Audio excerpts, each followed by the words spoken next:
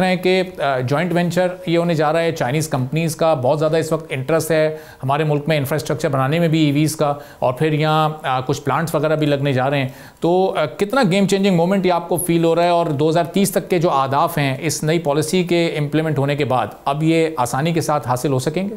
Sir इस तरह है कि रिसेंटली हमने जो फैक्ट्री हमारी लाहौर में है फॉर 2 व्हीलर्स, जिसमें स्कूल 4 व्हीलर गाड़ियों में और 7 बस में भी जाना चाह रहे हैं, ठीक है। और सेकेंडली हमारी मीटिंग हुई थी, तो हम इसमें लिथियम बैटरीज में इसको जो स्कूटी है वो लेके आ रहे हैं।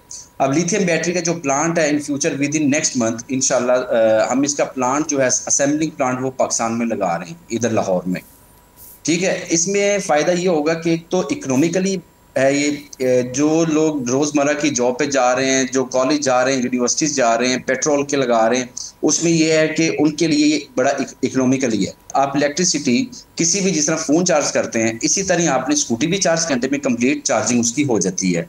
अब इस स्कूटीज़ जो हैं इनमें डिफरेंट एक ना स्पेसिफिकेशंस एंड डिपेंड करता है उसकी बैटरी पे कि कितने एम्पियर की बैटरी है। उस हिसाब से जो सबसे कम स्कूटी है वो जो हम बना रहे हैं 70-80 किलोमीटर से लेके 70 to 80 किलोमीटर टू 130 किलोमीटर हमारे पास अवेलेबल है। उसके डिफरेंट उसके स्पेक्स हैं और डिफरेंट उसके जो है वो मॉडल्स हैं। सब्सक्राइब करें और बेल दबाएं ताकि कोई खबर रह न जाए।